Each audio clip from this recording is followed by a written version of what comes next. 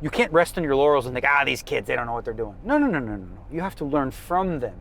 You need to take what they are doing, incorporate that into the wisdom that you have that they do not.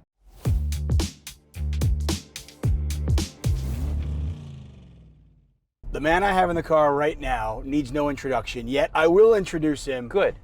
It is two-time World Series of Poker Player of the Year, multiple bracelet winners. I mean, almost a three-time Player of the Year. Yeah.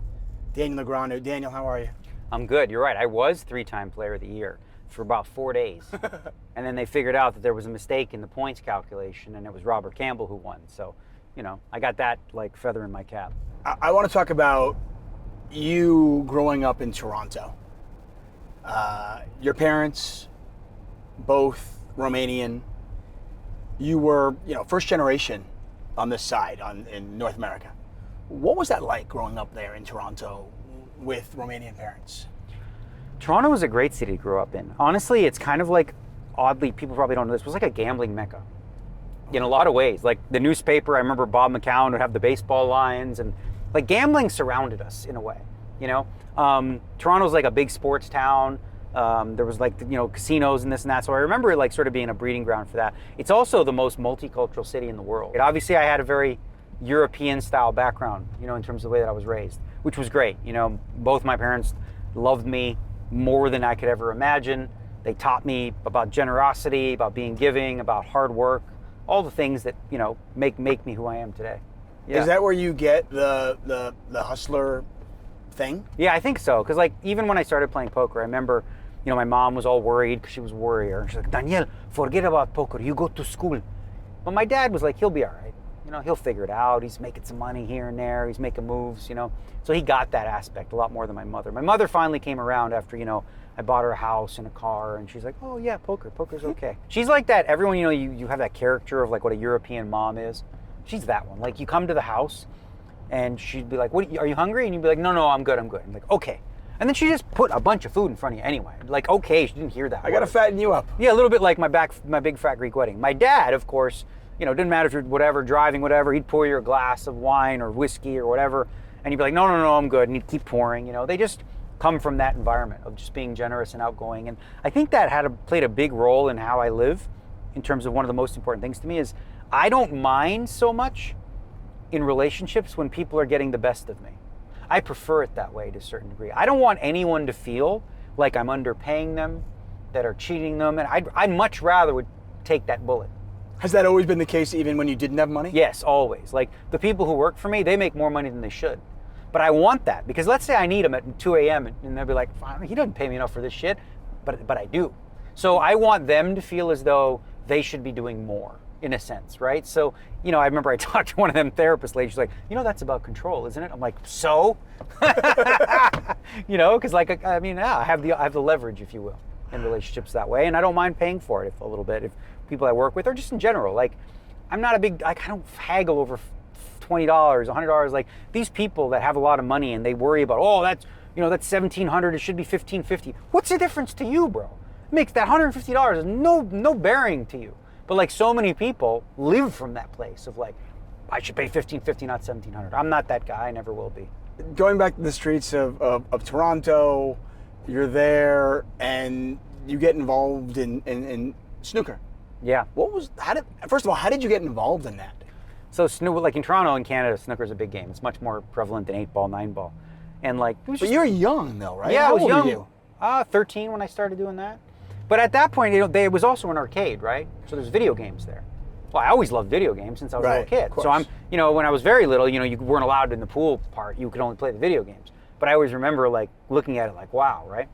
And then, when I got a little older, 13, 14, someone's like, all right, let's play pool.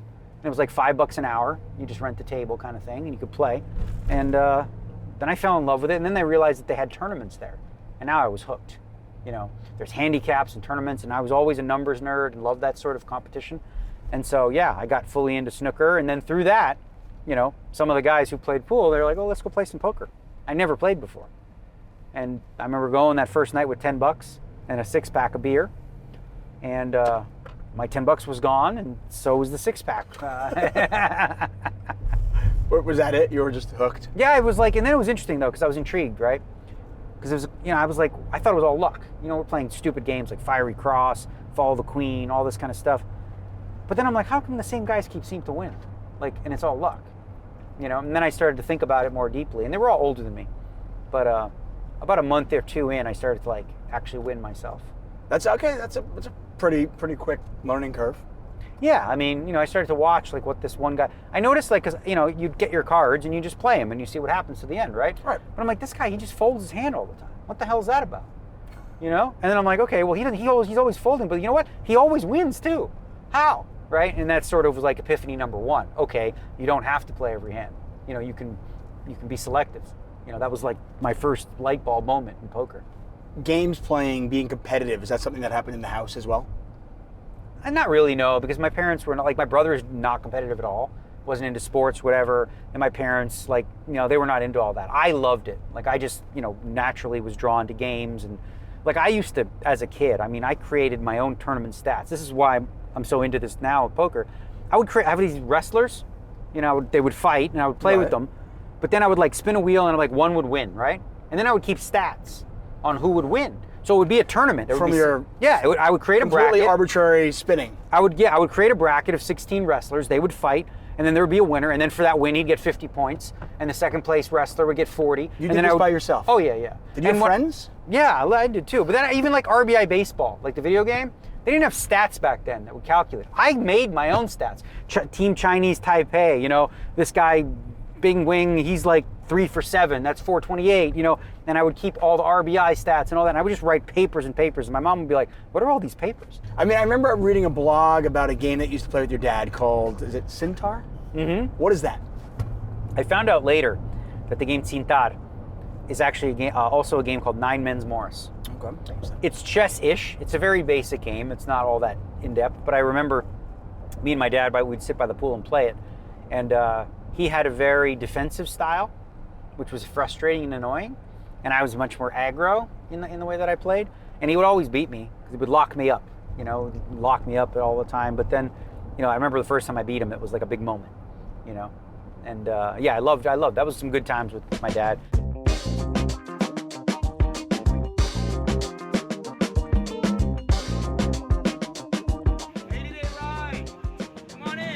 I still remember you winning the second time. I was in France when you won.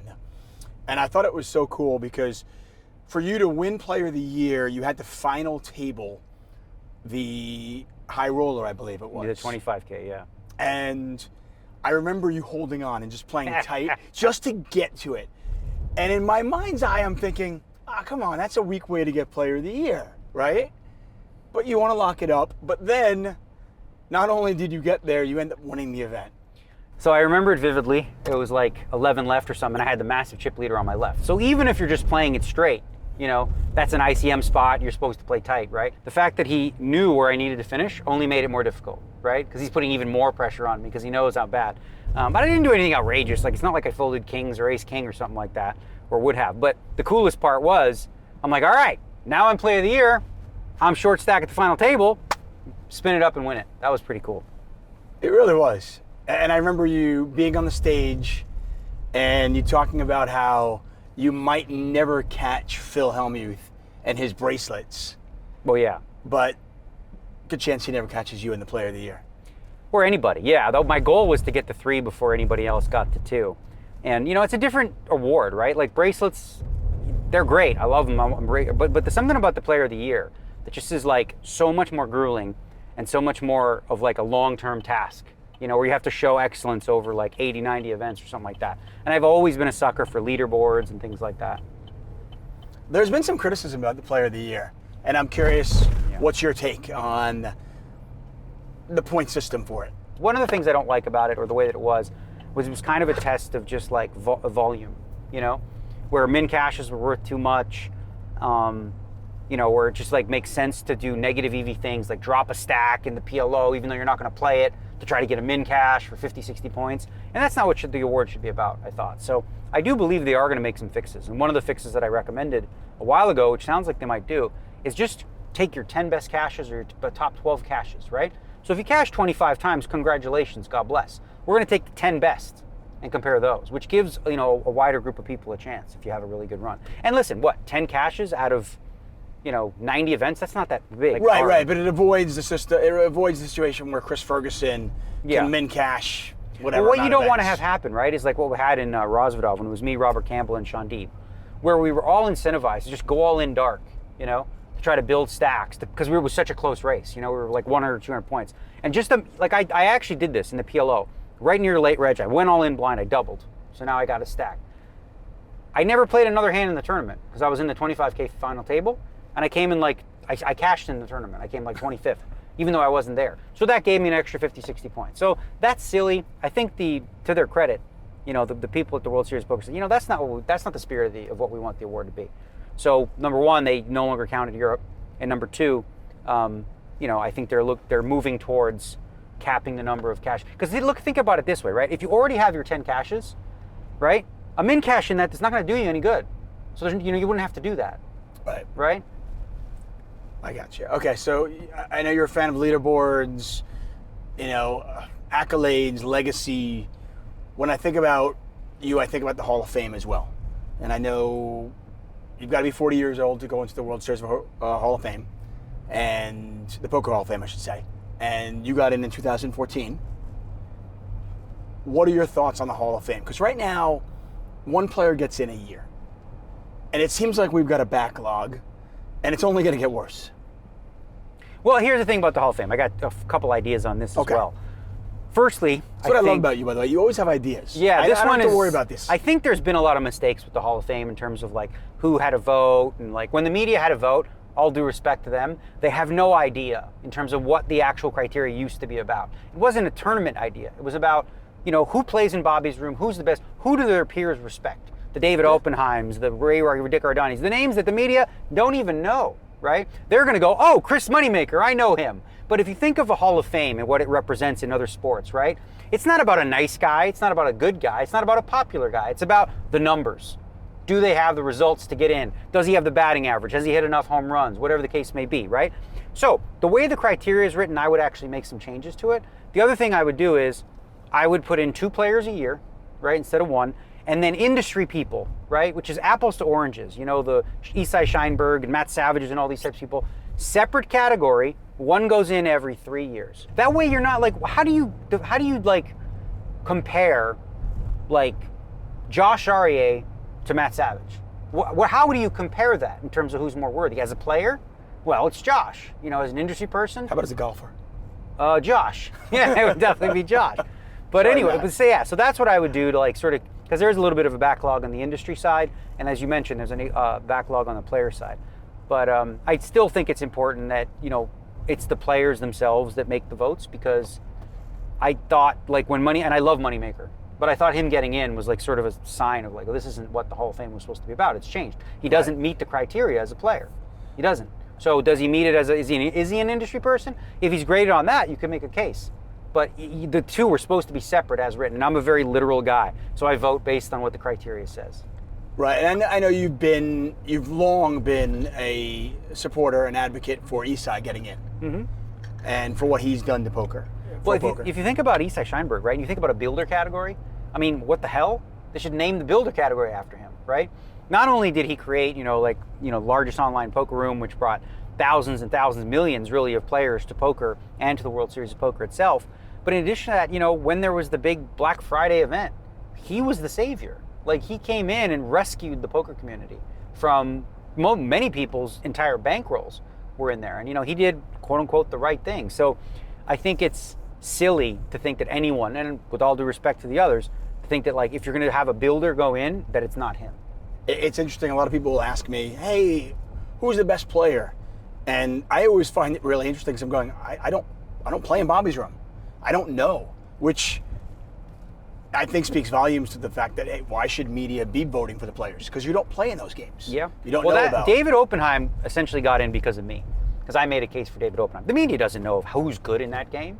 You don't play in that game, right? The way that the Hall of Fame, it was a very small group of people back then. And as you said, it's expanded, so we have to make some changes. But it was really just if you were a high stakes guy and you've been around a long time and everybody thinks you're good, you get in. That's the only way. It wasn't like, oh, he won World Series bracelets. That didn't matter back then, right? Obviously, things have changed, and that's why I think we need to update the criteria. What do you think about Brian Rast's in the Hall of Fame list last year? Well, Brian Rast is one I voted. I gave him all my votes because, again, when you think about the criteria the way that I read it, right, he knocks everyone out of the park. Plays high stakes poker, mixed online tournaments as well. Plays against high stakes. They all respect his game. He's won over various different time periods. And I mean, I don't know. He was the perfect candidate. I think he was a home run pick there. Josh Aryeh was someone who I think also deserves to get in, but considering the year that Rast had with the 50K Players Championships and stuff, it just felt like it was his year. It's only going to get more difficult now because you've got the online wizards coming up. You've got the Jason Koons of the world. You've got the Phil Galfins of the world, who are both going to turn 40 very soon. Yeah, part of that is good though, right? Because I think what you want, if you want an actual Hall of Fame, is you want it to be difficult.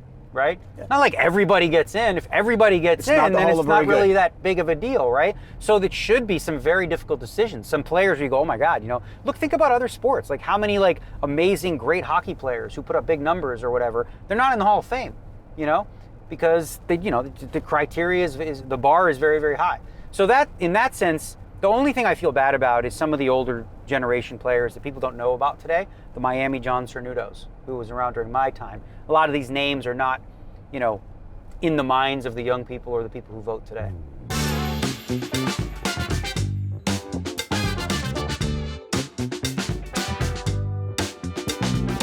When you look at Vegas and you look at the transformation of the city, and now that it's your home, and obviously it was your home for a while, and I know that you left after Black Friday, but then you came back. What do you make of the city and how it's evolved? Well, Vegas has changed a lot. I'm a little bit of a romantic, and I reminisce, and that's why I love movies like Casino. Whenever that's on, I'm always watching it. There was something romantic about the Vegas in the 70s and 80s, and obviously I wasn't here then, but I can feel like I can smell it and I can taste it. And I was here in the 90s, so I saw the evolution and the changes to more clean, corporate, buttoned up kind of city, and it's fun. No, it's different. It's just different. But this city has grown so much. It's just evolved, right? With all that corporate, now we have sports. Remember for years, for decades, well, you can't have sports in Las Vegas because it'll be fixed, and gambling and all that stuff. And it's there's gambling everywhere now. So, now that we have sports, we have family-friendly stuff. And I say the biggest thing I think that changed it, Vegas used to be a place really for adults to come gamble. And now it's people come here for restaurants, for shows. Gambling is no longer the primary driver of the revenue. Right? It is this for sports now. It's the Mecca too. Where would you want to hold the Super Bowl? Vegas. Where would you want to hold the NHL draft? Vegas. Everybody wants to do the All-Star game. Vegas. No, when I come here with my wife now, we don't gamble. Yeah.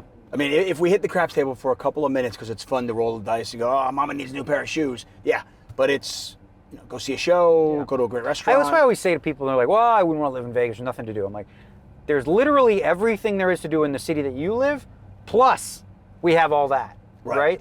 I live now in Lake Las Vegas. We got water sports. You can go hiking. You can go, you can do normal people stuff, and you can also, have Vegas not too far away. When I decided where I wanted to take you for a drive, my first thought was, do I take you to Fremont? Do I take you to the old Binions and where that is? But I'm kind of excited to check out old Vegas here on the Water Street District. Yeah, like I said, we just moved here recently, and just driving down the street, it just feels a little bit like, what I remember downtown Vegas being in the 90s. Just very simple, old, and nostalgic.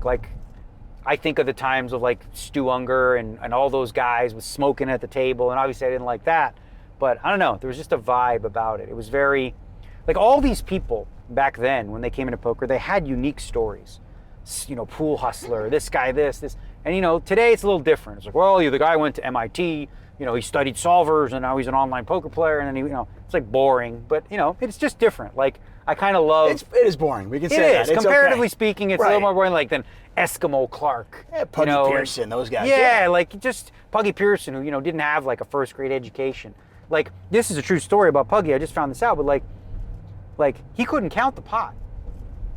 He couldn't count it. You'd have to ask people, how many chips this is or whatever like that. And meanwhile, he was a winning poker player. But just a different vibe. But again, I like both.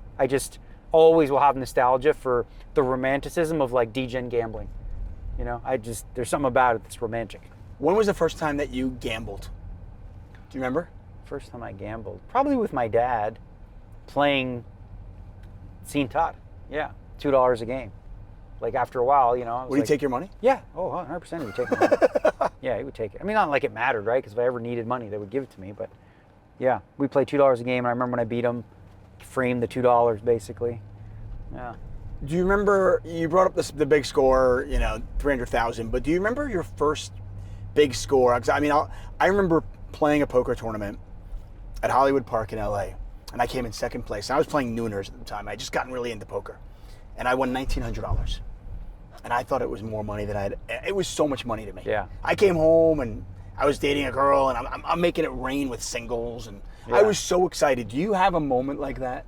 I have one for poker, and I have one for pool, actually.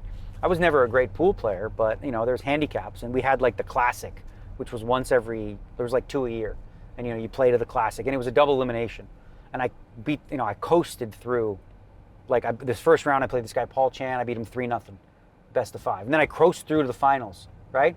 Now this guy Paul Chan, he goes in the loser's bracket. He's playing all day, and I'm sitting there for 7-8 hours. Now, you know, I got to play him in the finals. He wins the first 2 games really quickly. I'm like, damn. I win the next 2. So we're tied. He ends up beating me, but I won $500, and I remember like having the check and bringing it home. That was a big deal in poker, in pool. But with poker, I remember it was like the Canadian National Exhibition had like the first like sanctioned tournaments there, and I was heads up with a local ticket scalper named JC. And we went way back. We played in the private clubs and all this kind of stuff. And I remember winning like 13,000 in that one. And that was a big deal because that sort of prompted me to feel like, all right, you know, next stop, Las Vegas. Okay, so let's take your journey to Las Vegas. And I've heard you talk about the walk to the Mirage, right? Was the Mirage the first place you played, right? There was 2. So it was like when I first came to Vegas, the Mirage was where it was at. Binion's Horseshoe was where the tournaments were at. So we played a little bit of both. So talk about the early days of playing there and the relationships that you started to form with people that we think of as like the legends of the game now. Yeah, I mean, that was the cool time, right? Like, I remember Huckseed looking at him like, wow, this guy is, you know, he's a legend, right? And becoming friendly with him, you know, in the late 90s and stuff, and just sitting on the curb at the Horseshoe where there's like chewing gum and the smell of urine. And I don't know, it was super cool. And I remember way back when Geraldo Rivera came to the World Series of Poker and he wanted to do like a little bit. You know, he was interviewing players, and I thought, well, this is a good opportunity. Let's do this. Huck was not about it. He's like, nah, let's not do that. Right. I remember like even before meeting Huckseed and stuff, there was just like a group of guys, you could tell we were all struggling. You know, we're all playing 10-20, 20-40, like in and out of money, and there's like sort of a bond that's brewed between these people that I just met, you know, that I like, they were semi-pros or whatever, and you know, I don't know, and then like when I started to make a little bit of money, some of those same guys, now they sort of, you know, depended upon, took advantage of me, if you will, you know, wanted a little bit of help and stuff. And I remember learning pretty early on, like, that I need to take care of, it's like the, you know, the airplane, I got to put my own mask on first.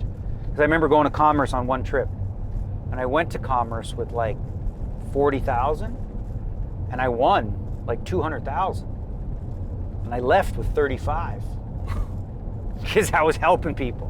Were you staking and backing? Staking and helping everybody, loaning, all this kind of stuff, and realized like. Did you feel a responsibility because you had kind of come up with them? A little bit I would say a little bit about how I was raised, right? To be generous, to help people out. Also to know what it feels like. I remember, you know, there's a guy I'll never forget named Zvi Groisman. I just saw him when I went to Toronto recently, and I remember being in the Mirage, and I was broke. I just lost my money in 2040, and I asked him for $400, and he gave it to me. And, you know, that $400, by the end of the night, I was playing 400, 800, and I, you know, really made a comeback. But if he hadn't given me that, like, who knows where, you know, where I would have been in terms of like my poker career and stuff like that. Is this when you met Phil Ivey? Phil, first I met Alan Cunningham and John Jawanda in LA. I remember we were playing the LA Poker Classic, and I was looking up at the leaderboard, to see like where I was at, because I was always a leaderboard guy. And I see this other guy standing next to me looking too. I was like, is that you? He's like, yeah, that's me. It was John Juanda. And then Alan Cunningham. And through that, we went to Atlantic City, and Alan introduced me to Phil. He's like, yeah, this guy's good. I'm like, okay, whatever. Nice to meet you, whatever. And then we sort of, the four of us kind of became like friends who would travel the circuit.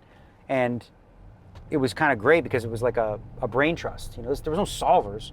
So the four of us were sort of sharing information in terms of how to approach poker. And I remember Juanda would argue one side, Phil Ivey would argue the other. I'd usually be on Phil Ivey's side. And then Alan would give us the right answer, because he would just he knew the right answers, right? And but it was always great, because just hearing how John would approach things. And John Juanda would always be like the guy though who was like, did you lose? Then you must have played bad. Like, this guy was blessed. I don't know. He was very, very good, but he's also blessed. Like, the idea of losing 2-3 sessions in a row was impossible to him. Couldn't imagine you played well and lost 3 in a row. But yeah, it was a cool dynamic. So John was more results oriented. He was that, and he was more like a disciplinary father. Very judgy, very judgmental. You lose, you must have played bad. I'm like, the fuck, bro? Listen to the hand. What did I do wrong here? Well, you should have folded. I'm like, yeah, you say that because you know his cards. Like, are you still close to these guys? Go left here. I'm still very close with Phil Ivey. I talk to Juanda once in a while. Alan I haven't really seen. I still like him, but we don't really run in the same circles anymore. He's sort of like, he's not out of poker, but he's not, in poker like he once was. Right. Alan's surprisingly funny. Oh yeah, no, he's super funny. But you'd see him on the surface, and I see Alan, and I'm just, I think to myself, straight lace. Yeah, he's the guy with the answer. For lack of a better word, just a nerd, right? And I hung out with him once, and I was like, "You're hysterical." Oh no, he's super funny. He's witty, very super sometimes the quiet ones, when they do tell a joke. Oh, right here, when they do tell a joke, it can blow you away. Eric Seidel's a little bit like that too sometimes. Yeah, doesn't say much, but when he does, sometimes it's pretty profound and funny.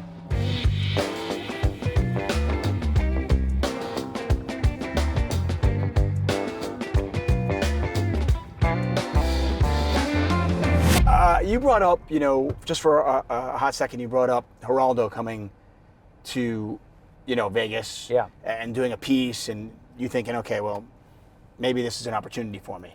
Was that something that you always thought about? I know I read somewhere you were an actor when you were a kid, or you thought about possibly being an actor, and then you kind of went more of the snooker route, and then poker, obviously. So different road, but when we get to know you and the personality that is Daniel Negreanu, I don't think it's far-fetched to think that, you could have been, Michael J. Fox, right? Yeah. A bad hockey player who turned into an actor, Canadian, yeah, for sure. right? No, I loved, I was very comfortable on camera from a very young age, and I wanted to be an actor. That's correct. And I did extra work. I was on a few things here and there, in the background, and, would have loved it. My parents didn't really know a lot about how to get me into that. And I remember even, I would write as well. In the 3rd grade, I wrote a story called The Lost Army, which won an award in our school network. That's so cool. It was basically like a ripoff of a Rambo movie, but I was always very film. Hey, the world needs more Rambo stories. Okay? Yeah, exactly. Well, back then, it still needs them. Yeah, but I was always into that. It was always very comfortable, very easy for me, and I knew Mike Sexton was actually a visionary with this. He saw well before it actually happened at poker. I remember reading the Poker magazine, which was in the late 90s. It was a very plush magazine scene. Mike Sexton was like, sponsorships right around the corner, corporate sponsorship and all that. And most people thought, he was nutty and, he was with his vision, but I sort of believed it. I believed that it was going to be big, and I thought I could play a role in that. But I remember Card Player magazine asked me to write for them originally, and I was like, I don't think I'm authority on that. I don't want to come from a place without credibility yet. Then I was in poker for a couple of years, and then I started to write for them, and sort of create a voice, in poker, and through these poker forums like RGP, which was Rec Gambling Poker. I would get involved in beefs. I'm a 23-year-old, so I'm an asshole, right? Just a jerk. I'd say stupid shit, get in fights with people. Right. That's what the internet was, And then territory. Yeah, and then I started to grow into the role, if you will. But it was it comes very natural for me, public speaking, talking about the game, especially to people who don't, understand it at a high level. With the master class that I did, that one was I remember when they first came to me, and I was like, well, do you guys want high end, or do you want more beginner stuff? And they said, no, we like high end. And I was like, all right. So I did some high end. They're like, maybe not that high end. I was like, Right. okay, I got you, right? Because I think I'm uniquely qualified actually to be able to explain really nerdy, high end poker concepts to the average Joe in a way that they'll understand it. Because a lot of kids, when they I'd talk agree about, with that, by the way. when a lot of kids talk about poker, they're like, well, the SBR is 3.6. What the fuck's an SBR, bro? You know? I remember doing commentary, and I've been lucky enough to commentate with you a couple of times. And I remember doing commentary one night with Ryan LaPlante. My apologies, Ryan, if you're watching this. And I'm doing World Series, and this is when the black booth was there, and I would just get randoms in there every night, and I'd have to find 5-6 people every night. Yeah. So it was on me to find people who weren't playing, by the way. Yeah, that's and tough. also wanted to be at the Rio at the time. Yeah. It wasn't easy. But anyway, I remember you text me afterwards, and you're like, okay, Tuckman, I've been in poker forever. What the fuck was Ryan even talking about? Like, you didn't even know. Well, that's a problem, right? Right, and I'm going, and I'm like, If I don't understand it, like, who is the audience? Yeah. Right? So if your audience is professional poker players who all know what they're doing and stuff, sure, go there, right? Right, but if that's your audience, though, your audience is too small. It's limiting, right? So if you want to expand the audience, you need to speak to them in a language they understand, which, I think the World Series of Poker has always done a pretty good job of. And I think, even a guy like Nick Schulman too has sort of mastered the art of combining solver-ish knowledge with also, simplifying it to a certain degree. Okay, so you've been under the bright lights for quite a while. Obviously, you relish it. You're good there. You're comfortable there, and many people are not. But with that comes haters, and come distractors and everything. What do you? Okay, I'm trying to think the best way to say it. Because on the outside looking in, sometimes it appears that you're looking for it, and I don't think that's true. But it appears that way sometimes. And I look at your fights, whether it be with, Norman Chad, or whether it be with Chip Race, not Chip Race, sorry, the Chip Race guys, podcast guys, Darrow Carney and David Lappin. Yeah. And I can go on. There's many people Those out there. two that you bring up are so perfect. First of all, first and foremost, I love my haters, like the doubters, people that have said, those two in particular, I never came at them at all. Under any circumstances, right? Norm would always pick at me for using the F word and this and that, and sort of schooling me on how I needed to be. I'm like, I'm just me, right? I never picked on this guy. He just kept coming at me. I never noticed it. Other people around me said, he's like coming at you, right? And I'm like, I don't know. I always thought it was good-natured until I realized that it wasn't. Like he was actually like trying to insult me, right? Whatever. So I snapped back a couple times in response, right? It was never initiated. I never came at him. Those two weird dudes, like. He wrote, it's so funny, like that. Those guys, like, because people send them to me sometimes. They could be talking about anything. They could be talking about whatever. They'll find a way to make it a dig about me. You know what I mean? And they literally imagine trying to paint a picture of somebody in the worst possible light with no redeeming qualities whatsoever. That's where they go for, right? And it's not even like honest. I think most people who see it go, wow, that seems like extreme, unfair, and unnecessary. But you know what? You're basically the husband in Titanic. They had Zane characters. Yeah, something like that. Or and it's outrageous. And the thing that, I guess the only thing that annoys me is when people actually flat out lie. And just make stuff up. Or just say things that are actually not true. Or quote me as saying things that I didn't actually say. So those beefs, those ones specifically, those were nothing I initiated. No, the question is, you have two choices, right? People start throwing shit out there about you. Ignore it. Let it become fact. Or argue for yourself, defend yourself to a certain degree, and then people say, oh, why you even bother with that, right? So it's a lose-lose either way. But here's the thing. When you have haters and you accumulate them, you have to look at the benefit you have to look at the other side of that coin. It's like, that's because you've become something, right? If you were an insignificant pawn in the game and you didn't matter, nobody would care. No, of course. But when you are in the limelight, and here's the thing, I love this one quote. It's something that I've learned to realize more recently is, you either die a hero or you live long enough to become a villain in people's eyes, right? When people start to put you up on a pedestal, like you look at the Michael Jordans of the world, right? He was around before social media existed, Oh, but if he wasn't, they would have found ways to rip him apart. I mean, they did anyway. They did anyway. They did it would have been a the lot gambling. worse. We live in that society now. The controversy of why did he leave? Why did he go to baseball? You have so many people that don't understand that humans are complex. There's good and bad to everybody. I know my negative traits. I can be arrogant. I can be condescending. I can be an asshole. I'm aware of that. I see it sometimes. I laugh at myself. I give myself that because I know that's not all of. For what it's worth, I remember doing World Series of Poker commentary, and I remember you making the comment, "Hey, sometimes there are some commentators I just prefer to I just watch the show on mute." It wasn't you, by the way. You told me that, by the way. That's the fact. But I'm listening to that going, oh. What a I know that was a real dick. That was a dick dig. Yeah, listen, I've learned to not do that as much anymore. But yeah, I can go there, and then when I do, I'm like, yeah, I shouldn't have done that. Whatever, because I'm human, right? And I'm okay with that.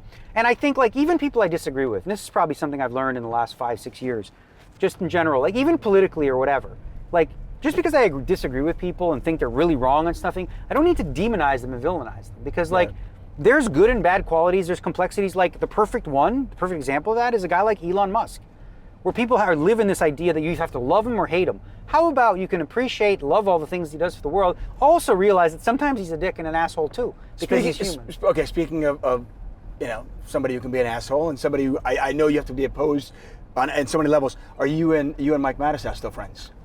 Yeah, Mike Mattis will text me all the time.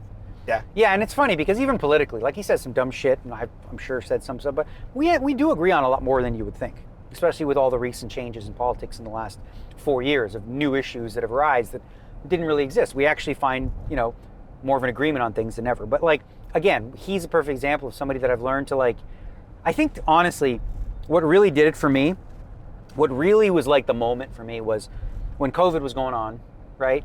And there was the whole lab leak theory, right? So you had some people say, well, maybe there was from a lab, and other people said maybe it was a wet market, right? Well, if you thought it came from a lab, that meant you were Republican. If you thought it came from a wet market and that those people that thought it was lab are racist and it had to come from a wet market. How about this? We have no idea. Both are plausible. But when you'd go to your camps, you were sort of told this is what you need to think. And it was a perfect example, I thought, of a lack of critical thinking due to tribalism. And it sort of opened the door for me to look more deeply into things and be you know what? I'm going to look at every issue independently of itself and think about it myself from a critical perspective. Not just, be oh, because you share these views with people, you have to share them all. I don't. I have views that I agree with there, I agree with there, because I think for myself. It's a big year for you. You're turning 50. Yeah. 50. Are you going to play the seniors event?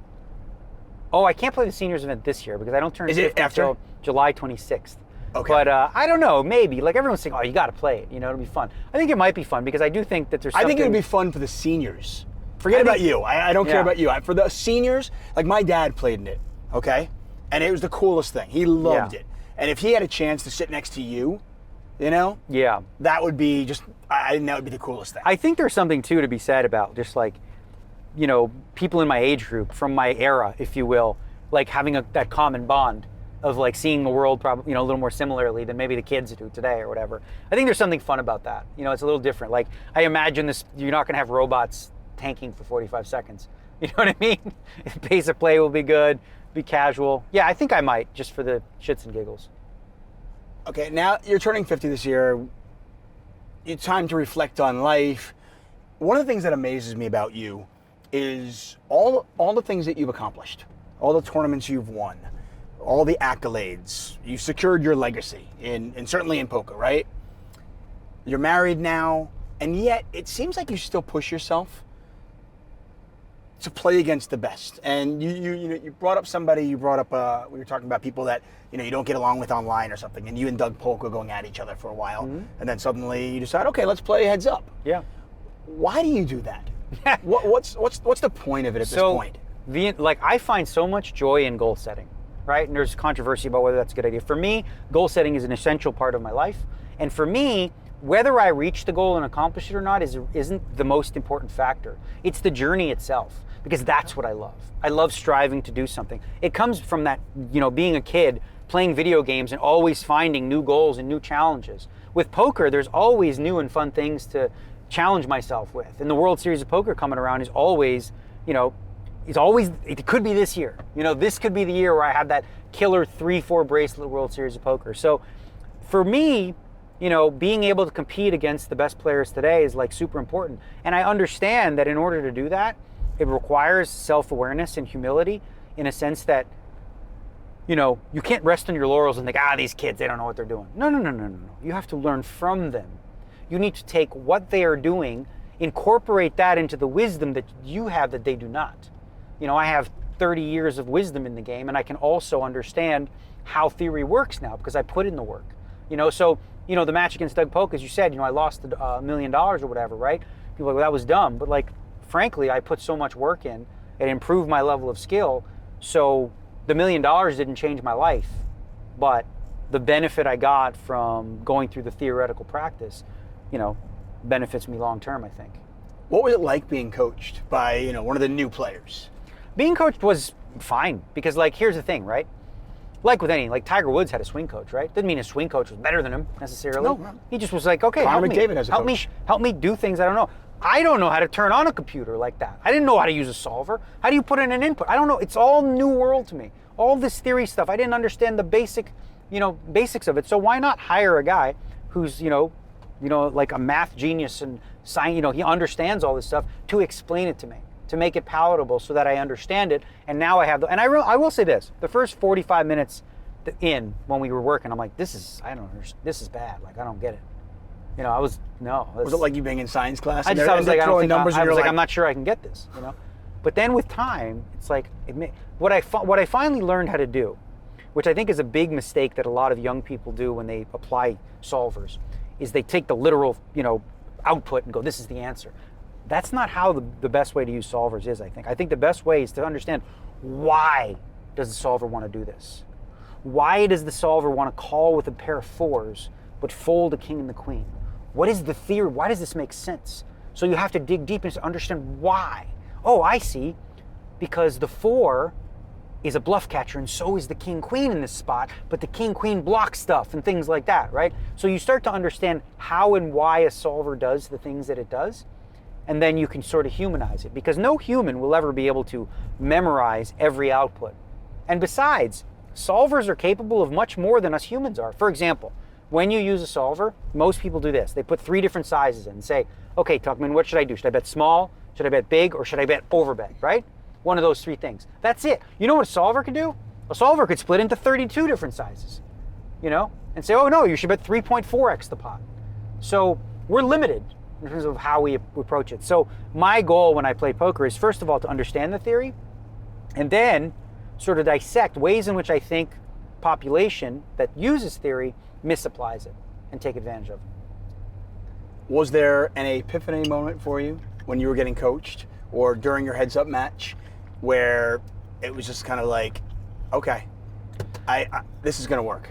I honestly think the epiphany came near the end of the match and beyond, where I realized these handcuffs that I'm wearing, randomizing everything, pressing a button, isn't optimal, right? I mean, if you're playing online against the same crew long term, you have to be balanced and all that stuff, but that's not the real world. That's not reality.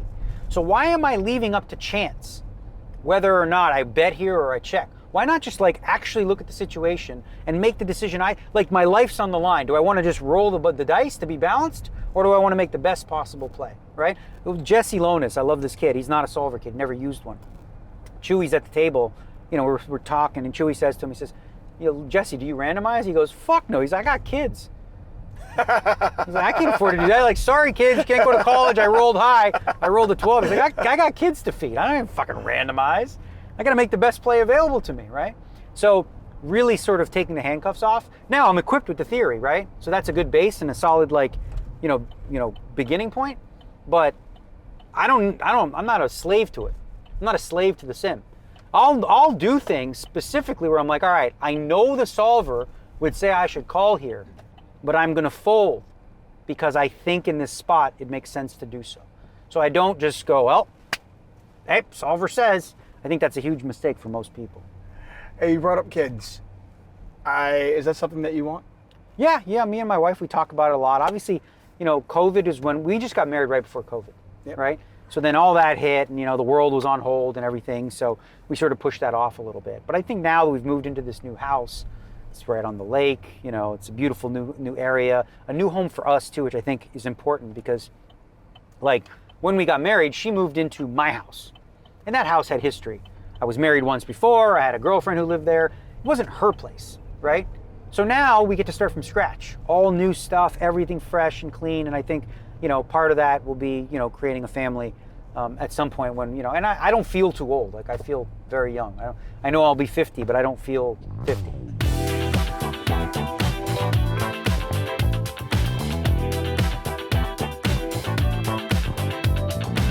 I'm going to bring something up because it was something my grandfather used to say to me. My grandfather died pretty young. One of my grandfathers, the other ones were a little older. And I know your dad died pretty young man, right? 96, yeah. He died when he was 65. 65 years old, right? You were just 20, what? 21, 22. 22 years old, right? It's young. But I remember my grandfather telling me this many, many years ago. And he said that, age is just a number. And I was like, I've heard that before, whatever. That's bullshit. Okay, what does that mean?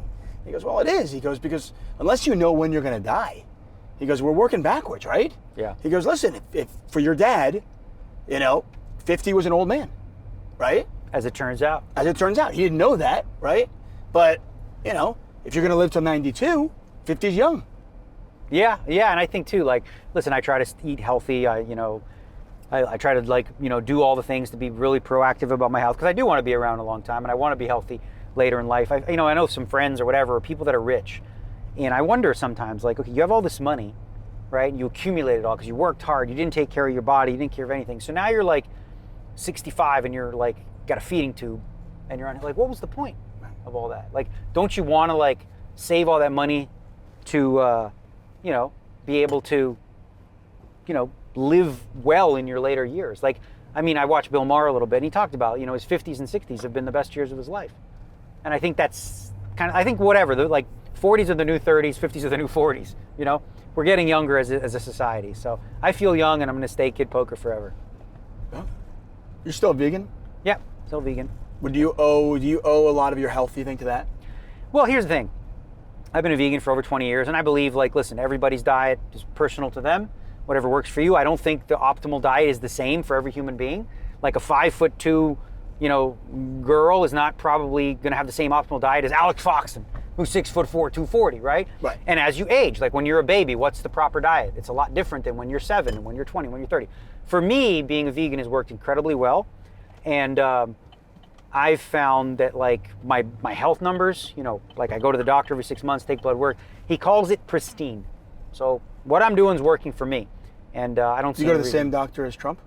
No, but he actually okay. used the word pristine. Yeah, he did call my numbers pristine. Yeah, no, that's all. Yeah. Right here? Yep. I love it. Daniel, thank you so much. Honestly, this is, I feel like I just kind of touched the surface on all the things that I could talk to you about. You've been around the game. You've been around this so long. I'll ask you one last thing. What's next for you?